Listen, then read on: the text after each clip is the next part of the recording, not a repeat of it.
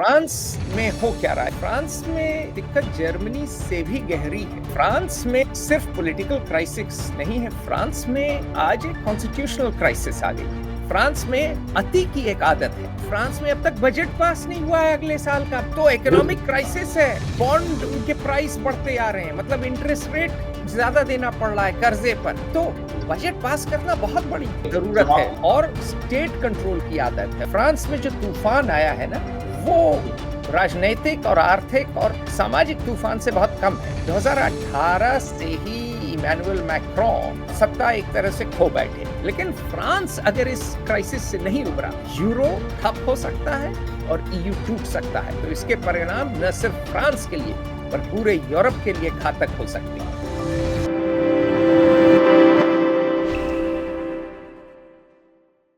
Europe में एक देश है जिसके एक प्रसिद्ध शहर पेरिस के नाम पे हम भारत के कई शहरों का नाम रखते हैं।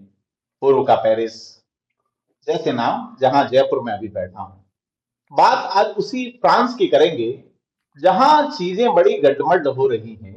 वह फ्रांस जो अपनी सुंदरता के लिए पहचाना जाता है, जिसका एफिल टावर एक प्रतीक के रूप में दुनिया में नजर आता है। वहां की राजनीति अब किन प्रतीकों से घिर रही है, यह एक महत्वपूर्ण बिंदु है। एक दिन पहले फ्रांस में जो तूफान आया उससे चीजें काफी गड़बड़ हुई, लोग परेशान हुए, लेकिन असल तूफान वहां की इकोनॉमी और पॉलिटिक्स में है। इन तमाम बिंदुओं को समझने के लिए हमारे साथ बतौर एक्सपर्ट अतुल सिंह हैं, फेयर ऑब्जर्वर के प्रधान संपादक। सर, बहुत स्वागत आपका। क्या चल रहा है फ्रांस में, दर्शक जानना चाहेंगे। नमस्कार, बोंजूर, बोंजूर जी मिस्यू। जी। मैं साहब अभी बहुत बड़ा लेख लिखा हूँ पीटर आइजैक्सन के साथ, और प्रथम लेखक वो हैं क्योंकि वो तो फ्रांस में रहते हैं, फ्रांसीसी हो गए हैं। पहले एक ज़माने में अमरीकी थे, लेकिन 50 साल से फ्रांस हैं। और उन्होंने और मैंने विश्लेषण किया है फ्रांस की राजनीति का, और मुझे फ्रांस से अथाह प्रेम रहा है बचपन से, क्योंकि मैं फ्रेंच रेवोल्यूशन को बड़े करीबी से पढ़ता था। और ऑक्सफोर्ड में जब मेरा एडमिशन हुआ, जब मैं आईपीएस छोड़ के गया, इंडियन पुलिस सर्विस में मैं था और मैं आईपीएस छोड़ के गया, तो मेरा जो लेख था, 2 लेख मैंने लिखे थे। मैं नागालैंड में था, तो एक नागालैंड पे था, नागा इंसर्जेंसी पे और नागा राजनीति पे, और दूसरा था intellectual roots of the French revolution, और ये बात है 2001 की। तो 2001 से वास्ता है फ्रांस के साथ। फ्रांस खाना पसंद है, फ्रेंच चीज़ पसंद है, फ्रेंच ज़बान पसंद है। तो फ्रांस फ्रेंच अप्सराएँ भी पसंद हैं। तो मैं फ्रांस के इसीलिए साथ मुस्कुरा रहा था। हाँ, मैं इसीलिए मुस्कुरा रहा था। हमारे यहाँ के लोग फ्रेंच किस का जिक्र करते हैं अक्सर। हाँ, तो अब फ्रांस से वास्ता तो पुराना है, पुराना इश्क है, और पहला इश्क और पुराना इश्क तो कभी आदमी भूलता नहीं है। तो अभी मैं फ्रांस होके आया, तो एक चीज़ समझ में आई कि फ्रांस में दिक्कत जर्मनी से भी गहरी है। जी।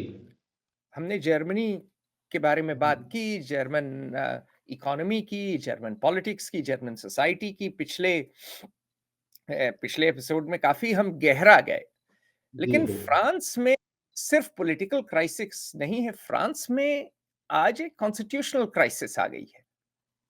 जी।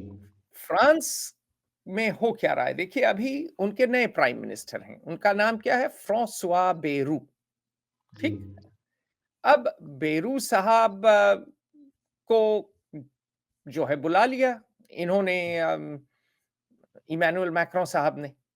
13 दिसंबर को कहा कि भैया तुसी बन जाओ प्रधानमंत्री। जी। अच्छा, और राष्ट्रपति के पास वहां बड़ी सत्ता है। जी। इमैनुअल राष्ट्रपति मैक्रोन। किसी को भी बुला सकता है जी।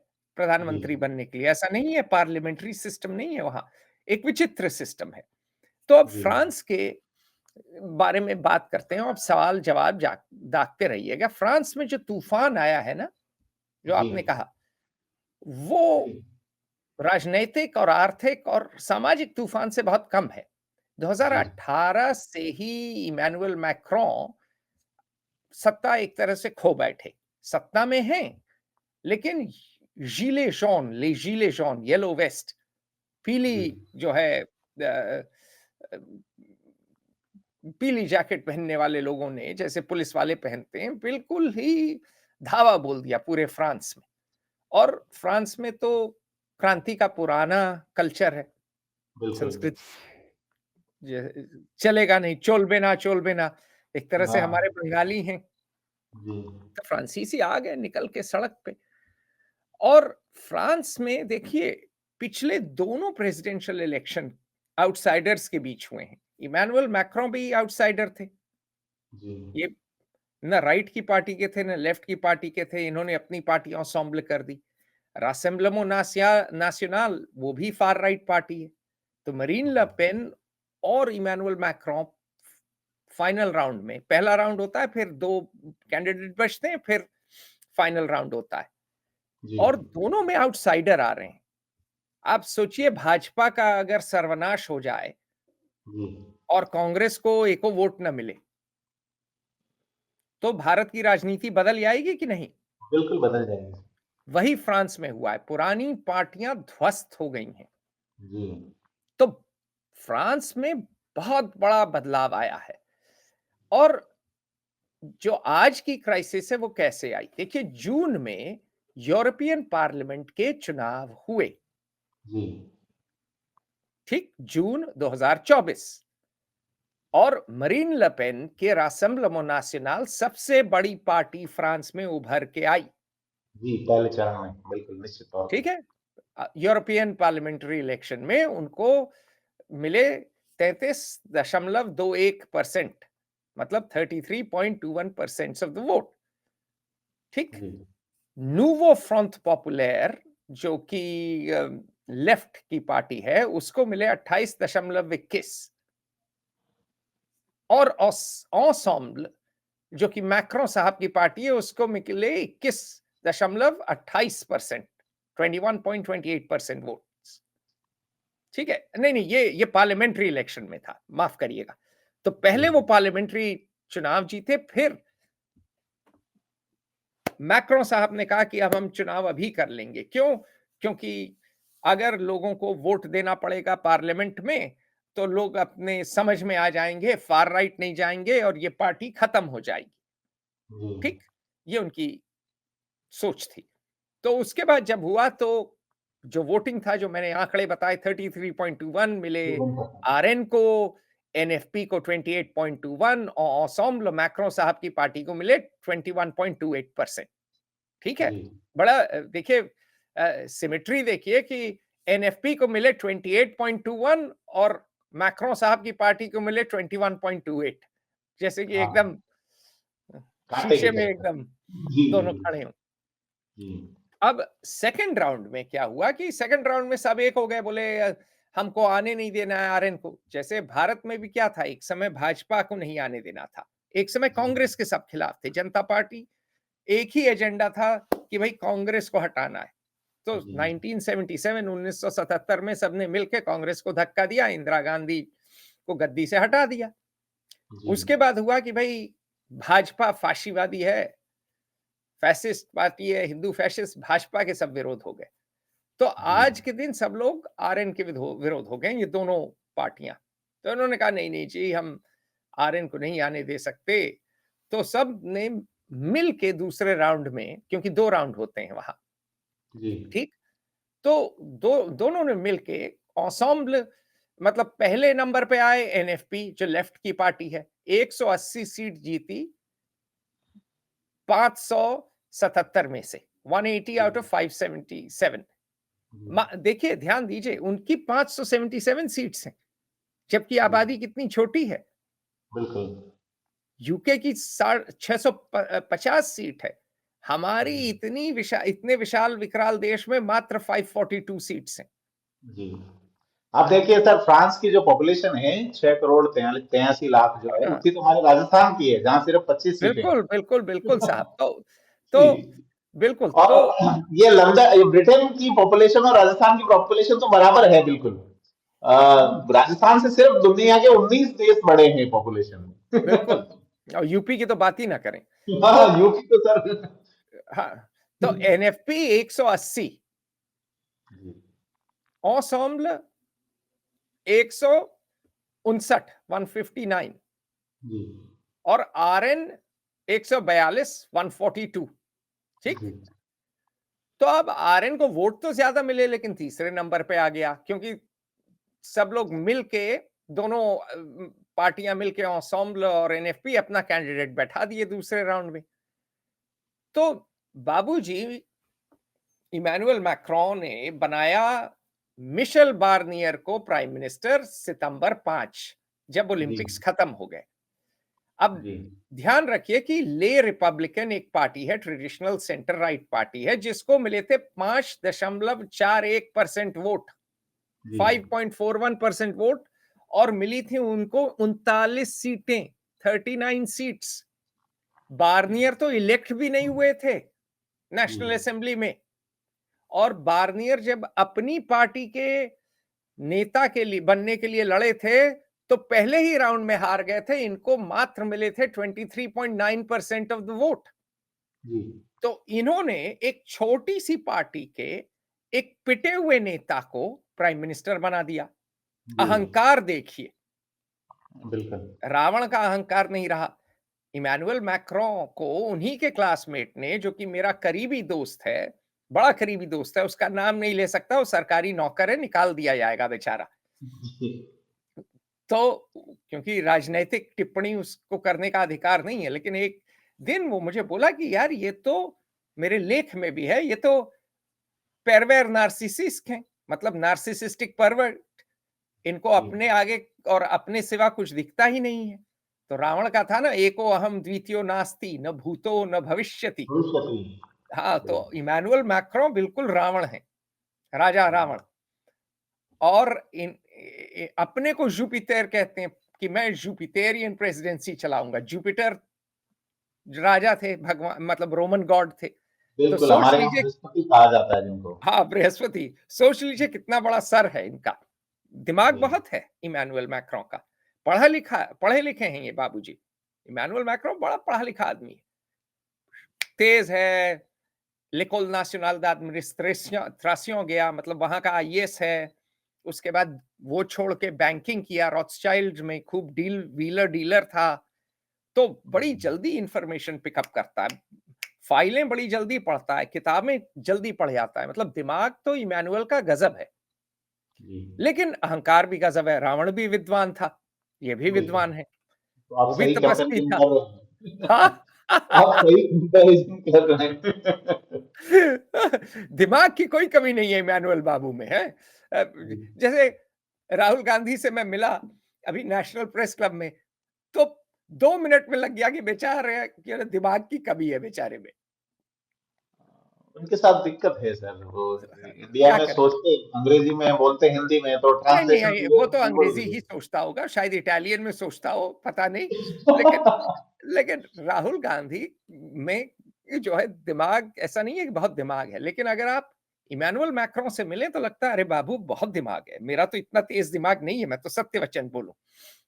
तो अब बार्नियर कहाँ गए? बार्नियर गए थे भी कोई एलिटिस्ट घौन दे कोल, मतलब सेंट स्टीवेंस टाइप कॉलेज में गए थे ये। जी, ठीक।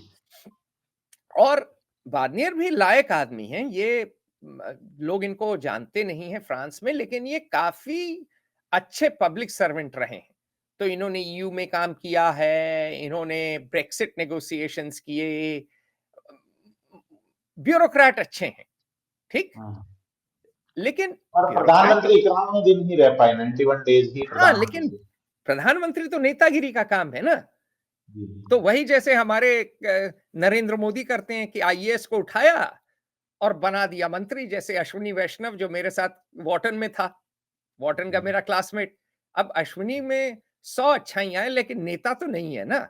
एक म्युनिसिपैलिटी का भी चुनाव नहीं जीत सकता अश्विनी, पब्लिक लीडर नहीं है सर। पब्लिक लीडर नहीं है। जी, तो इमैनुअल मैक्रो एक मामले में मोदी की तरह है। इमैनुअल मैक्रो, नरेंद्र मोदी दोनों चाहते हैं कि नेता कैबिनेट में ना हो, और मैक्रो तो और आगे हैं, क्योंकि वहां प्रेसिडेंशियल सिस्टम, वो चाहते हैं प्राइम मिनिस्टर ही नेता ना हो। जी, प्राइम मिनिस्टर बना दिया उन्होंने बार्नियर को। अब बार्नियर ने बजट पास करने की कोशिश की। अब क्यों ये अहम बात है, क्योंकि फ्रांस में अब तक बजट पास नहीं हुआ है अगले साल का बाबूजी। ओह! तो ये इकोनॉमिक क्राइसिस है, बॉन्ड हुँ, उनके प्राइस बढ़ते आ रहे हैं, मतलब इंटरेस्ट रेट ज्यादा देना पड़ रहा है कर्जे पर। तो जी। बजट पास करना बहुत बड़ी जरूरी चुनौती है, जरूरत है चुनौती। देश की। बिल्कुल, तो ज़रूरत है चुनौती बार्नी की। हाँ, उनके लिए बड़ी चुनौती है जो बहुत संवैधानिक बड़ी स्तर पे तय। चुनौती है। तो जी, अब उसने बार्नियर ने क्या किया, आर्टिकल 49.3 है उनके कॉन्स्टिट्यूशन में, उसको इस्तेमाल करके बजट पास कर दिया दिसंबर 2 को जी। एग्जीक्यूटिव ऑर्डर से। और हुँ, हुँ। फिर संसद ने कहा, यार हम तो अभी चुनाव जीत के आए हैं, हमसे कैसे नहीं पूछा। तो जी, उन्होंने फिर नो कॉन्फिडेंस वोट पास कर दिया 2 दिन बाद, दिसंबर जी, 4 को निकाल ही दिया बार्नियर साहब को। जी, तो आरएन और एनएफपी दोनों एक हो गए। जी, ठीक। अब चक्कर यह है कि क्यों एक हो गए, क्योंकि दोनों ने ऑस्टेरिटी का विरोध किया। जी, उन्होंने कहा कि भाई आप काट रहे हो गरीब लोगों के लिए, पैसा नहीं चलेगा, क्योंकि भाई उनको भी तो वोट चाहिए, दोबारा जीत के आना है ना। और जी, एनएफपी चूंकि लेफ्ट की है, उन्होंने कहा कि टैक्स, रईसों को ज्यादा टैक्स पे ज्यादा टैक्स लगाओ। ठीक है। जी, तो अब उसके बाद क्या था कि भैया कॉन्स्टिट्यूशन के अनुसार अब बार्नियर को रिजाइन करना था, तो जी, रिजाइन किया उन्होंने। अगला चुनाव जून तक नहीं हो सकता है, क्योंकि संसद के हिसाब से कम 12 महीने का अंतराल होना चाहिए दो चुनावों के बीच। जी, कम से कम जुलाई का आ रहा है, जून जून, तक, जुलाई। जून में चालू होगा। जी, तो अगला चुनाव अब हो भी नहीं सकता। हुँ, और लेकिन अब सरकार तो चाहिए, जी, बिल्कुल। बजट भी पास करना है। तो अब मैक्रोन ढूंढे कि भाई किसी को बनाएं प्रधानमंत्री जो कि बजट पास कर दे। तो उन्होंने फ्रांसिस बेरू को बनाया, जो कि सेंट्रिस्ट है, लेकिन उसकी भी पार्टी कोई नहीं है, कोई जी, खास उसके पास भी नंबर नहीं है पार्लियामेंट में। तो अब फ्रांस के आर्थिक, अब ये रही राजनीतिक उनके हालात आज के, जी, कि भैया 3 पार्टियां हैं, आरएन और एनएफपी इकोनॉमिक्स पे, आर्थिक मुद्दों पे ज्यादा मिले हुए हैं। जी, राजनीतिक मुद्दों पे एनएफपी और ensemble मिले हुए हैं, वो इतने एंटी इमिग्रेशन नहीं है। आरएन का ये है कि बहुत अरब आ गए हैं, निकालो इनको, फ्रांस फ्रांसीसियों के लिए है। जी, एएफडी की तरह है, वो फार राइट है, डोनाल्ड ट्रंप की तरह है, कहते हैं इमिग्रेशन कम करो। जी, तो आर्थिक मुद्दों पे आरएन और एनएफपी, लेफ्ट और फार राइट एक हैं।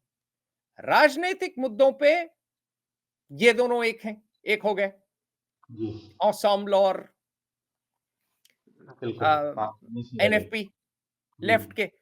अब बजट लेकिन कैसे पास करेंगे, तीनों एक दूसरे के साथ, और ये जाता है फ्रेंच रेवोल्यूशन के दिनों से, जीरोंदीस और जाकोबा भी एक दूसरे से सहमत नहीं हो पाए, गला काटने लगे एक दूसरे का। तो फ्रांस में, हिंदुस्तान में चलता है और फ्रांस में है कि नहीं जी, मेरी ही बात चलेगी, क्योंकि फ्रांस रिजिड है। आज से 20 साल पहले मेरे एक बड़े करीबी मित्र ने कहा था कि we are French, we don't do reform, we only do revolution. हाँ, हम क्रांति करते हैं, विप्लव नहीं।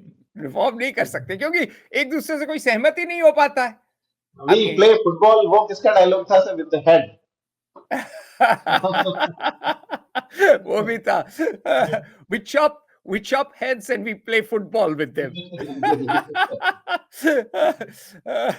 ये मेरी एक और मित्र है, उसका डायलॉग है। वो बड़ी क्रांतिकारी है, वो लेफ्ट की है, ये बट फ्रांसीसी है। वो नहीं हाँ। जानती कि यहाँ सिर गिनाने, वो जो अल्लामा इकबाल का एक शेर है कि जमहूरियत वो तर्ज हुकूमत है जहां बंदों को तोला नहीं जाता, गिना जाता है। तो सर गिनाने होते हैं, सरों से फुटबॉल नहीं खेली जाती। फ्रांस तो खेलती है, मारी अंतोनेट को नहीं छोड़ा। यही मेरी मित्र की तरह कोई रही होगी महिला, बोलागा काटो रानी का गला, काटो रानी का गला, और रानी का गला काटा। और मैडम तुसौद, मैडम तुसौद का जो वैक्स वैक्स म्यूजियम है ना, जी, तो पहला जो वो था, वो उन्हीं के रानी के सर का इंप्रेशन था। क्या बात है। हाँ। तो हमारे यहाँ हमारे यहाँ नेता और आईएएस बड़ी ऐश कर लेते हैं, 4 ठो बॉडीगार्ड लेके घूमते हैं, कोई पूछने वाला नहीं है। हमको 100-200 फ्रांसीसी ले आने चाहिए क्रांतिकारी।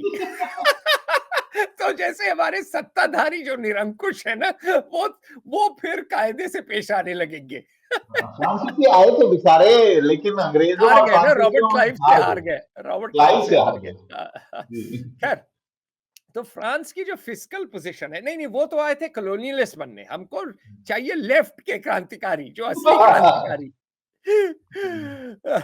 हालांकि मैं लेफ्ट की इकोनॉमिक पॉलिसी से सहमत नहीं हूं, लेकिन वो शायद लेफ्ट के फ्रांसीसी शायद लगाम कस लें हमारे सत्ताधारी लोगों को जो बॉडीगार्ड लेके घूमते हैं। तो जी। फ्रांस की जो फिस्कल पोजीशन है साहब, उनका डेफिसिट है 6.1%। जी। ठीक, फ्रांस की इकोनॉमिक ग्रोथ है 1% साल की, फ्रांस का डेट जीडीपी रेशियो है 110%। तो बार्नियर ने कहा कि भाई हम 6.1% से डेफिसिट 5% ले आएंगे, हम जी। जो है ग्रोथ बढ़ाएंगे और जीडी डेट कर्जा थोड़ा कम करने की कोशिश करेंगे। तो उन्होंने कहा कि 40 बिलियन यूरो, मतलब 42 billion dollar spending cuts, 20 billion dollar tax rises, मतलब 20 बिलियन यूरो टैक्स राइजेस, मतलब 21 बिलियन डॉलर। और सीधी बात जैसे बताया, एनएफपी और आरआर ने बोला नहीं जी, सत श्री अकाल, ये तो नहीं चलेगा। हाँ। तो अब चक्कर यह है कि नो कॉन्फिडेंस वोट सरकार के खिलाफ जल्दी फ्रेंच नहीं देते, क्योंकि अस्थिरता आ जाती है। लेकिन जी। ये पहली दफे इन्होंने दिया है 1962 के बाद। 1962 में हमारी चीन के साथ लड़ाई हुई थी, हमारे जी। नेहरू चाचा जी। जो प्यार मोहब्बत करने चले थे, चीन ने बिल्कुल ग्रेनेड ही पिछवाड़े में घुसेड़ दिया था। वो पंचशील के सिद्धांत को मुक्का बना के सेव दिया मुंह पे। हाँ, बिल्कुल, मतलब बहुत बुरा हाल हुआ था ना हमारा, क्योंकि ना हमने फौज पे ध्यान दिया, ना हमने आर्मामेंट्स पे ध्यान, ना हथियार पे ध्यान दिया, और प्रवचन करते रहे पंडित जी। जी। पंडितों को तो पुरानी आदत है प्रवचन करने की, और पंडित जी को तो कुछ ज्यादा ही आदत थी, पंडित नेहरू हमारे। तो और चीनी खूंखार थे, चीनी तो उनके अपने ही नेहरू लोगों के को नहीं बख्शे। नेहरू के रिश्तेदार थे भारत के थल सेना अध्यक्ष पीएन थापर, जिनको हाँ, इस्तीफा देना पड़ा। वो थापर के पिता, वो जी। मतलब महानालायक थे। अच्छा, भाग आए थे तेजपुर से, तो मतलब नालायकों की बारात थी। मैनेकशॉ को सुपरसीड कर दिया था इन्होंने, वो तो लड़ाई ना होती तो ऊपर ना आते। लेकिन 62 में फ्रांस में जॉर्ज पोम्पिडू की सरकार गिरी थी। तो 62 के बाद, 62 के बाद पहली बार सरकार गिरी है। जी। उस समय प्रेसिडेंट 62 कौन साल हो थे? गए इस बात को। हाँ, उस समय प्रेसिडेंट कौन थे? शार्ल दी गॉल। शार्ल दी गॉल ने फिफ्थ रिपब्लिक शुरू की थी। ठीक, तो इतने बड़े दिग्गज के बाद पहली दफे हुआ है, और बार्नियर सबसे छोटे समय के लिए प्रधानमंत्री बने, इन्होंने नया रिकॉर्ड तय कर दिया। जी। ठीक है, अब चक्कर यह है कि हुआ क्या है फ्रांस में, मैंने आपको बताया था कि अब आउटसाइडर आ गए। सेंटर राइट जो ट्रेडिशनल पार्टी थी वो ध्वस्त हो गई, सेंटर लेफ्ट ध्वस्त हो गई, तो लोग फार राइट और फार लेफ्ट की ओर गए हैं। तो अब कॉम्प्रोमाइज होना बड़ा मुश्किल है। ठीक, जी। और सीधी बात यह है कि मैक्रो जो कि बड़े तेज तर्रार, देखने में भी बहुत बढ़िया, मतलब सब कुछ है, दिमाग है, दिल है, दिमाग, रूप और रंग सब कुछ है। मैक्रो असल में सही में बड़े इंप्रेसिव हैं। लेकिन शार्ल de Gaulle के मुकाबले तो ये बौने हैं ना, वो तो बिल्कुल ताड़ के पेड़ की तरह लंबे थे Charles de Gaulle। World war two में उन्होंने फ्री फ्रांस का नेतृत्व किया था। वर्ल्ड वॉर टू के बाद उन्होंने जो है अमेरिका, जो कि इतना सशक्त सुपर पावर था, उसको आंख दिखाई थी, नेटो से बाहर चले गए थे। तो शार्ल de Gaulle में दबंगई बहुत थी। ये हमारे इमैनुअल मैक्रों, ये तो एग्जाम मंकी हैं, टॉपर टाइप जो होते हैं ना, जी। नाटे से छोटे से मरियल से। तो गुड लुकर हैं, ये चॉकलेट बॉय हैं, बाल बाल काढ़ हमें के। लेकिन शार्ल द गॉल की दिलेरी थोड़ी है इनमें। जी, अब रिपब्लिक जो बनी 1958 की, वो बनी दिलेरी के लिए, क्योंकि शार्ल द गॉल ने अपनी इमेज में बनाई वो रिपब्लिक। वो जी, शेर आदमी थे, ठीक है? ये लोमड़ी हैं। तो अब लोमड़ी शेर का ताज पहना हुआ है, और यही हाल फ्रांस के साथ हुआ है कि कई लोमड़ियां इनके पहले भी गई हैं, शेर जी, बनने चली। कॉन्स्टिट्यूशन ने बनाया प्रेसिडेंशियल ऑफिस शेर के लिए, लेकिन अब क्या है, निकोला सार्कोजी आ गए, मिस्यू ब्लिंग ब्लिंग उनका नाम था। जी, ठीक, उसके बाद फ्रांसुआ ओलंद आ गए, उनका नाम था मिस्यू फ्लानर। ब्लिंग ब्लिंग मतलब शो ऑफ, फ्लानर मतलब बोरिंग। फिर ये जी, आ गए इमैनुअल मैक्रों, मिस्यू जुपिटर, बृहस्पति बनने चले। जी, अब ये सब लोग शार्ल द गॉल थोड़ी हैं। जी, ताज बना शार्ल द गॉल के लिए इतना बड़ा। अब छोटे से बौने उस ताज को पहन लिए, तो ताज जो है सर के ऊपर से फिसल के कान के ऊपर से आंख के आगे आ गया है, सब धृतराष्ट्र की तरह अंधे हो गए हैं। जी, तो कॉन्स्टिट्यूशनल क्राइसिस है। जी। और अब जी, शार्ल द गॉल को भी, क्योंकि अब जो हो रहा है वो 1968 में स्वक्संत वीथ मतलब 1968 के मई में अ, ऐसा लग रहा था कि बहुत बड़ा रेवोल्यूशन हो जाएगा 1789 की तरह। तो क्यों? क्योंकि पेरिस उथल-पुथल हो गए, स्टूडेंट्स सूले पाव ला प्लाज, under the paving stones the beach, मतलब उठा के पत्थर फेंक रहे थे। और 5 लाख लोग, 500,000, 5 लाख लोग पेरिस की सड़कों पे निकल आए, और द गॉल एलिजे पैलेस छोड़ के चले गए। फिर वो लौट के आए, चुनाव जीते, लेकिन 1 साल में उन्होंने इस्तीफा दे दिया। तो लेकिन उस समय जैसे मैंने कहा कि शार्ल द गॉल बहुत बड़े नेता थे, और हालांकि वो वेस्ट जर्मनी भाग के गए, एक तरह से फादर ऑफ द नेशन का स्टैचर था, और जी, उन्होंने स्पीच दी, और फिर 8 लाख लोग आए पेरिस से, में पैदल चले। और उस समय 486, 486 सीटें होती थी, जिसमें से गॉलिस 353 जीते, 353। तो जी, गॉलिस जीते 353 ऑफ 486। सोशलिस्ट और कम्युनिस्ट सिर्फ 57 और 34 जीते, 57 और 34। तो हालांकि वो सड़क पे खूब आ रहे थे, लेकिन फ्रांस की आबादी न सोशलिज्म चाहती थी न कम्युनिज्म चाहती थी। तो चुनाव के बाद उनकी टाई टाई फिस हो गई। जी, अब क्या है कि अब वो ट्रेडिशनल राइट तो रहा नहीं, ट्रेडिशनल सोशलिस्ट भी खत्म हो गए। मैक्रो ने ही उनको खत्म किया। मैक्रो सोशलिस्ट सरकार में मंत्री थे, फिर वो नई पार्टी ही शुरू कर लिए। जी, और जो गॉलिस थे और लेफ्ट थे 68 में, उनके पास क्लियर विजन था। जी, प्रोफेशनल्स थे, स्ट्रक्चर्ड पॉलिटिकल पार्टी थी, एक सेंट्रिस्ट ब्लॉक था जो कि जिसमें कि सोशलिस्ट और गॉलिस्ट एक दूसरे से सहमत थे कि भाई हमें अपना फ्रेंच एम्पायर बचा खुचा रखना है। ठीक, अफ्रीका पे दबंगई करके रखनी है, अफ्रीका से हमको लूट खसोट चालू रखनी है, हमको हेल्थ केयर अपना अच्छा रखना है। तो उस समय कम से कम कुछ चीजों पे, नेशनल सिक्योरिटी पे, हेल्थ पे सहमति थी। जी, अब क्या है कि अब जैसे होता है ना, some things have to be beyond politics. कुछ चीजें राजनीति राजनीति से परे होनी चाहिए हर देश के लिए। जी, ठीक, राष्ट्रीय सुरक्षा एक हुई, बिल्कुल, आर्थिक, मोटा मोटी आर्थिक नीतियां दूसरी हुई। बिल्कुल, दिक्कत तब आती है जब राजनीतिक पार्टियां उन गूढ़ बड़े मुद्दों पर भी सहमत नहीं है। जी, दरारें जब बहुत गहरी हो जाती हैं, बहुत चौड़ी हो जाती हैं, वो किसी देश के लिए अच्छा नहीं है। वो फ्रांस में अब हो रहा है। और देखें, मैक्रो मैक्रो कोशिश तो करते हैं जुपिटर बनने की, दिमाग बड़ा तेज है, रूप रंग भी है, हालांकि कद के छोटे हैं, लेकिन स्मार्ट आदमी है। लेकिन अ,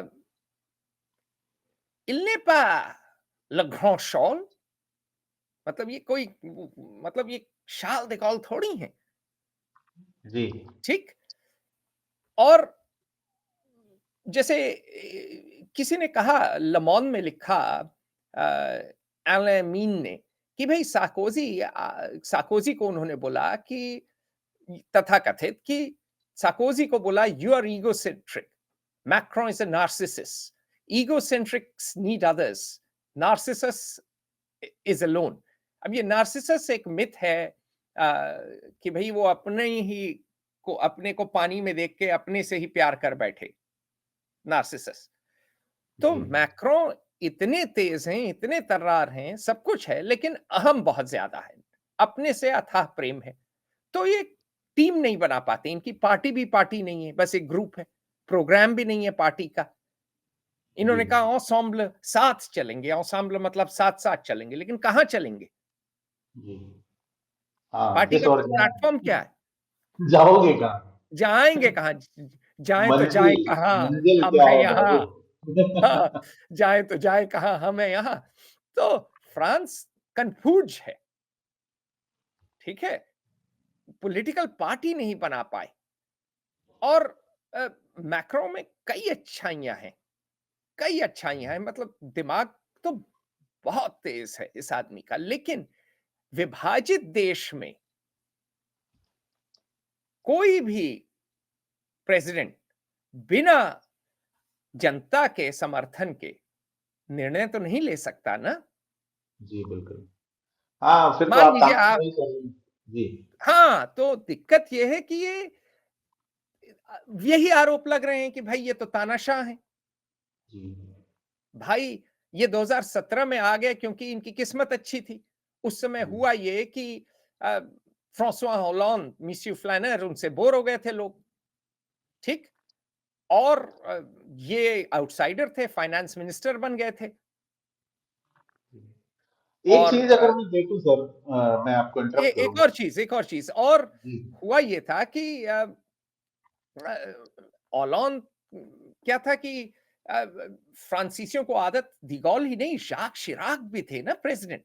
जाक शिराक भी दमदार थे, उन्होंने जॉर्ज बुश जूनियर का विरोध किया था इराक की लड़ाई में। जी, तो हुआ ये कि शिराक के बाद सार्कोजी आए, जो कि ब्लिंग ब्लिंग कहलाए, और सार्को l'Américain। तो जी, अब लेकिन उनसे लोग त्रस्त हो गए, फिर ओलान से और त्रस्त हो गए। जी, और सार्कोजी ने अति कर दी, उनकी जो है पत्नी पॉप स्टार थी कार्ला ब्रूनी। लेकिन लोग फिर गए कि भाई हम इस टेक्नोक्रेट के पास जाते हैं, फाइनेंस मिनिस्टर के पास, तो ये कुछ सुधार लाएगा फ्रांस में, कम से कम न दिमाग इसका बड़ा तेज है, ये कुछ अच्छे निर्णय ले सकेगा। और कुछ अच्छे निर्णय लिए भी, ऐसा नहीं है कि नहीं लिए, लेकिन किस्मत के धनी थे क्योंकि इनके अपोनेंट थी मेरीन लपेन। मेरीन लपेन है जॉन मैरी लपेन की लड़की। उसने शुरू किया जी, था फ्रंट नाशनल, नेशनल फ्रंट, जी, जो कि बिल्कुल ही हार्ड राइट था उस समय। तो मरीन ने उसको सॉफ्ट किया। और मरीन, जैसे किंग लियर और कॉर्डिलिया की कहानी है ना, वैसे कॉन्फ्लिक्ट हुआ, मरीन ने अपने पिताजी को ही निकाल दिया, और मरीन लपेन ने इस पार्टी को और ऊपर बढ़ाया। जी, तो जैसे मान ले पिताजी जहांगीर थे और मरीन अकबर निकली है, अभी सत्ता नहीं पाई है, लेकिन काफी बढ़ाई है पार्टी को। लेकिन ये फैमिली पार्टी है, ये भी डिनेस्टिक पार्टी है एक तरह से। जी, तो चक्कर ये है कि अब मैं इसलिए कि ये कह रहा हूं कि पॉलिटिकल क्राइसिस नहीं है, क्योंकि ये पॉलिटिकल क्राइसिस नहीं है, ये कॉन्स्टिट्यूशनल क्राइसिस है। क्योंकि जो फिफ्थ रिपब्लिक का डॉक्यूमेंट है, उसमें प्रेसिडेंट के पास कुछ ज्यादा ही सत्ता है। जी, प्रेसिडेंट एकदम एक शासक की तरह है, एक मोनार्क की तरह है, एक राजा की तरह है, ठीक? और चलिए, ब्रेक्सिट ब्रिटेन में कम से कम प्राइम मिनिस्टर गए, लेकिन अंत में अब कियर स्टारमर आ गए हैं। एक तरह की स्टेबिलिटी है क्योंकि पार्लियामेंट्री मेजोरिटी है। अगर आप मेजॉरिटी लेके आ जाते हैं तो ठीक है। जर्मनी में भी सोशलिस्ट, लिबरल और ग्रीन हैं जो कि कोलैप्स कर गए हैं, लेकिन मान लीजिए कल को कोई मेजॉरिटी लेके आ गया तो ठीक है। लेकिन फ्रांस में क्या है कि कहने को पार्लियामेंट भी है, लेकिन प्रेसिडेंट किसी को भी प्राइम मिनिस्टर बना सकता है। लेकिन हाँ। बना तो सकता है, लेकिन वो प्राइम मिनिस्टर लेकिन बिना संसद के सपोर्ट के काम नहीं कर सकता। तो जी बना जी दीजिए आप, चलिए मान लीजिए मैक्रों साहब का मन आए वो आप ही को बना दें, बोले जी प्रदीप बिदावत को बता देते हैं। ठीक जी है, जी आप बन तो जाएंगे, लेकिन फिर आपको एको वोट नहीं मिलेगा। आप बजट क्या मतलब कोई काम ही नहीं कर पाएंगे। तो एक पैरालिसिस है उस सिस्टम में जी। कि जैसे हाँ, रीढ़ की हड्डी टूट चुकी है। बोलिए, आप कुछ कहना चाह जी, रहे थे। मैं ये कहना चाह रहा हूँ कि फिफ्थ रिपब्लिक फ्रांस में आता है हाँ, 1959 में। 58 में उस साहब। सॉरी 58 में, हाँ, 58 में जब फिफ्थ रिपब्लिक आता है, उसके बाद फ्रांस में अब तक 8 लोग राष्ट्रपति बने हैं। देखिए एक चीज ध्यान करिए प्रदीप, जी फिफ्थ रिपब्लिक भारत की रिपब्लिक से ज्यादा जवान है, कम जी उम्र है। जी। तो भारत की रिपब्लिक ज्यादा पुरानी है फिफ्थ रिपब्लिक से। जी, तो फिफ्थ रिपब्लिक के बाद 8 या अधिकतम 9 लोग राष्ट्रपति बनते हैं, लेकिन प्रधानमंत्रियों की संख्या फिफ्थ रिपब्लिक के बाद 26 हो गई है फ्रांस में। आप ये देखिए। मेला है प्रदीप, मेला है। प्रधानमंत्री अब देखिए इन्होंने बेरू को बना दिया, देखते हैं बेरू कितने दिन टिकता है। जी तो जी। कल को आपको भी बना देंगे, आप भी चले जाइए फ्रांस। मुझे फ्रेंच आती जितना नहीं सर, आपको आती है तो आप आपको विशेष प्रेम भी है। हम तो इधर सोच रहे हैं कि मोदी जी ने नहीं, जैसे हमको हमको तो इमानुअल कभी नहीं बनाएगा, वो तो हमको बोलेगा जेल में बंद कर दो अगर उसका बस चलेगा। बहुत बकियाता है ये लड़का। जी जी जी। हम हमारे चांस नहीं, हमारी जबान कुछ ज्यादा ही तेज है। तो बिल्कुल सही लेकिन कहा आपने। मूल बात यह है कि स्टेबिलिटी नहीं है बिल्कुल। और देखिए फ्रांस में स्टेबिलिटी तो 1789 के बाद नहीं है। यूएस में कम से कम कॉन्स्टिट्यूशन जब आया 1787 में, उसके बाद आज तक वही रिपब्लिक है। ध्यान करिए आप लोग, जी भारत में कभी लोग हम गहराई से नहीं सोचते हैं इन सब जी। चीजों पे, क्योंकि रोजमर्रा की माया जाल में ही फंसे रहते हैं। लेकिन यूएस की रिपब्लिक 1787 की है साहब, हाँ बिल्कुल। 1787। हाँ, 237 सालों से। ठीक है, 1757 में ही आया था रॉबर्ट क्लाइव। जी 1857 में हुई थी बगावत। 1858 तक उत्तर भारत की कम से कम जबान थी फारसी। जयपुर जी घराने के भी सिक्के सब फारसी में हैं। जी। हाथ कंगन को आरसी क्या, पढ़े लिखे को फारसी क्या। हाँ, कहावत है हमारे यहाँ। बिल्कुल। तो तो फारसी आती। जी हम सोचिए यूएस की स्टेबिलिटी कितनी है। जी अच्छा, फ्रांस में रेवोल्यूशन के बाद क्या हुआ? पहली रिपब्लिक आई, फिर पहला एम्पायर आया नेपोलियन के अंडर, फिर रेस्टोरेशन आया, किंगडम आया। उसके बाद वो किंगडम चला गया, एक लिबरल मोनार्की आई। ठीक है, तो बिल्कुल। दो किंगडम आए। उसके बाद सेकंड रिपब्लिक आई, उसके बाद सेकंड एम्पायर आया, उसके बाद थर्ड रिपब्लिक आई, उसके बाद नाज़ीज़ के साथ कोलैबोरेट करने की विशी रेजीम आई, फिर चौथी रिपब्लिक आई, वर्ल्ड वॉर 2 के बाद वो चली ही नहीं, फिर जी फिफ्थ रिपब्लिक आई। तो सीधी बात ये है, अब ये भी नहीं चल रही है, इसमें डिजाइन फ्लॉ है कि आपने बना तो दिया, नीदर फिश नो फाउल कहते हैं ना, जी न न न ये मछली है जी और न ये मुर्गा है। जी। तो मैंने तो कई साल पहले लिखा था, आज से 4-5 साल पहले, शायद 2017 में, कि फ्रांस में एक और क्रांति आने वाली है। कई साल पहले मैंने कहा फिफ्थ रिपब्लिक चल बसेगी। तो बहुत से लोग बोले नहीं जी, तुसी खासकर इंडिया के आईएएस अफसर हो, तुसी को क्या पता है, ऐना बड़े पावरफुल हैं, क्योंकि अपने अपने यहाँ तो लोग जो है सर्वज्ञानी है। जी तो मैंने बोला यार, फ्रांस में आता जाता रहता हूँ, कम से कम 20-25 बार गया हूँ, मुझे दिख रहा है, बहुत से नेता भी दोस्त हैं, तो दिख रहा है कि भैया, तो बोला नहीं जी सब शाश्वत है, ये हमारे यहाँ बड़ी मान्यता है, ये जो सिस्टम है चलता रहेगा। भाई चलता है, नहीं चलेगा। हमने कुछ शब्द गढ़ लिए हैं, सिस्टम वगैरह, अब उसके हाँ, पीछे नहीं जाना चाहते। ना, ना, ना, कोई पढ़ता तो है नहीं। अधिकांश आईएएस हिस्ट्री तो जानते ही नहीं है, यूरोपियन हिस्ट्री तो काला अक्षर भैंस बराबर। तो नेताओं सीधी का बात यह है कि नेताओं का तो और बुरा हाल है। नहीं, कुछ नेता पढ़े लिखे हैं, लेकिन अधिकांश का बुरा हाल है। तो लेकिन बात हमने की कि फिफ्थ रिपब्लिक में डिजाइन फ्लॉ था। वो तब तक चली जब तक एक स्टेबल टू ब्लॉक सिस्टम था, जब तक दोनों पार्टी प्रोफेशनल थी और एक सेंट्रिस्ट ब्लॉक था जो कि देश का ताना बाना जोड़ के रखता था। लेकिन पिछले 16 साल से फ्रांस क्राइसिस में है जी। और फ्रांस को यह नहीं पता है किधर जाना है। फ्रांस की सरकार 60% ऑफ जीडीपी कंट्रोल करती है और तब अनएम्प्लॉयमेंट 10% से ऊपर रहा है। 50 साल हो गए। जी। तो 50 नहीं तो बड़ा 40 साल हो गए, मुझे देखना पड़ेगा। पर जी, जी, फ्रांस की इकोनॉमी क्राइसिस में है। जी। अतुल जी, कंक्लूड करें इसको, क्या मोटी बात निकल के आ रही है कि कॉन्स्टिट्यूशनल क्राइसिस है, इकोनॉमिक और पॉलिटिकल क्राइसिस दिख रहा है, लेकिन मेजर जो है इसकी जड़ में कॉन्स्टिट्यूशनल क्राइसिस है और फिफ्थ रिपब्लिक डाउन होने की दिशा में है। देखिए, मैं दो चीज कहूंगा। जी। कॉन्स्टिट्यूशनल क्राइसिस है और फिफ्थ रिपब्लिक नहीं चल पा रही है। जी। कभी ना कभी ये ढहेगी, आज नहीं तो कल। कैसे ढहेगी नहीं पता। उस कॉन्स्टिट्यूशनल क्राइसिस की वजह से पॉलिटिकल क्राइसिस और तेज हो गई है, क्योंकि पॉलिटिकल क्राइसिस आप सॉल्व कर सकते हैं। क्यों? मान लीजिए दो नेताओं में नहीं बनती है, ठीक है, सुलह हो गई, चले आएगी। सही है। कॉन्स्टिट्यूशनल क्राइसिस जब आपका सिस्टम गड़बड़ है, जैसे इंडिया का सिस्टम, आप नहीं सुधार सकते, आपके शहर गटर की तरह ही रहेंगे। उसका कारण बड़ा सीधा है, क्योंकि आईएएस चलाता है। आईएएस मुख्यमंत्री को जवाब देता है।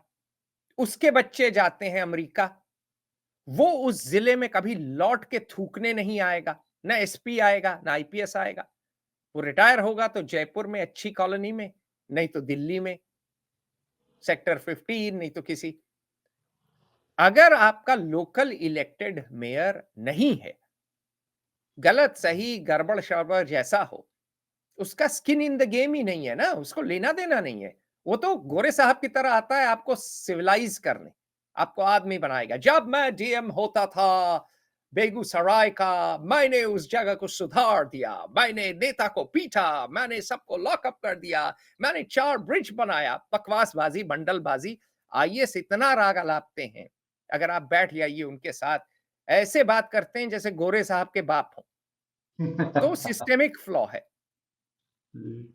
आप सर्वश्रेष्ठ दुनिया का आदमी ले आइए उस सिस्टम में, आप तब भी जो है भारत को सुधार नहीं सकते, क्योंकि गड़बड़ आदमी की नहीं है, गड़बड़ सिस्टम की है।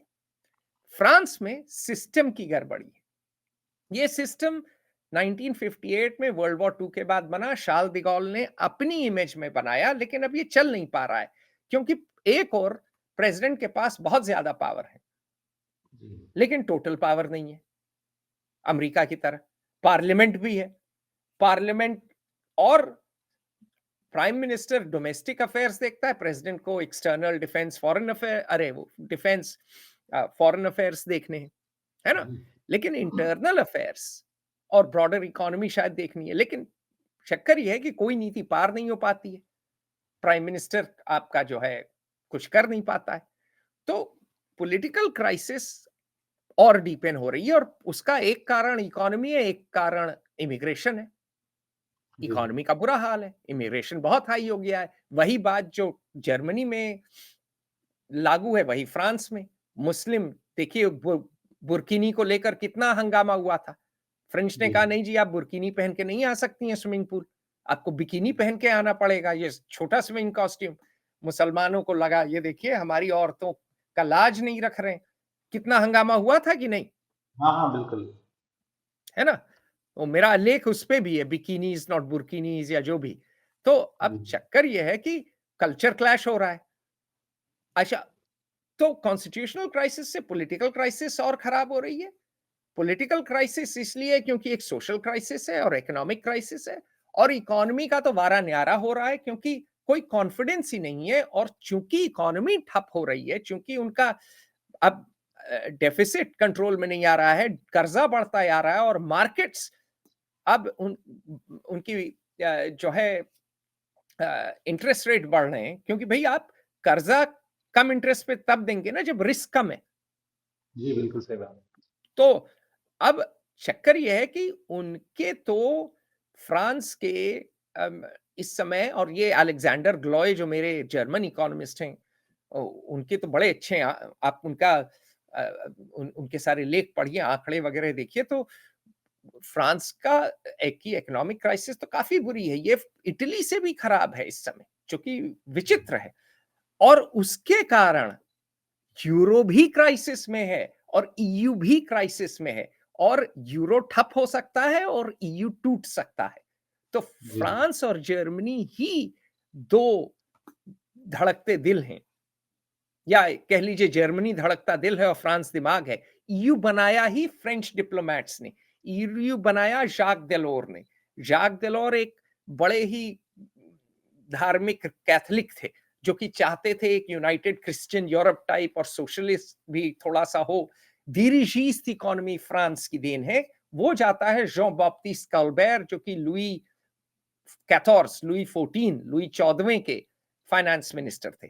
तो फ्रांस ही एक तरह से, देखिए पहला जो कम्युनिस्ट रेवोल्यूशन था, पेरिस कम्यून हुआ, जी, और एक तरह से कम्युनिज्म से पहले जो बड़ा यूरोप का रेवोल्यूशन है, फ्रेंच रेवोल्यूशन है, रेडिकलिज्म।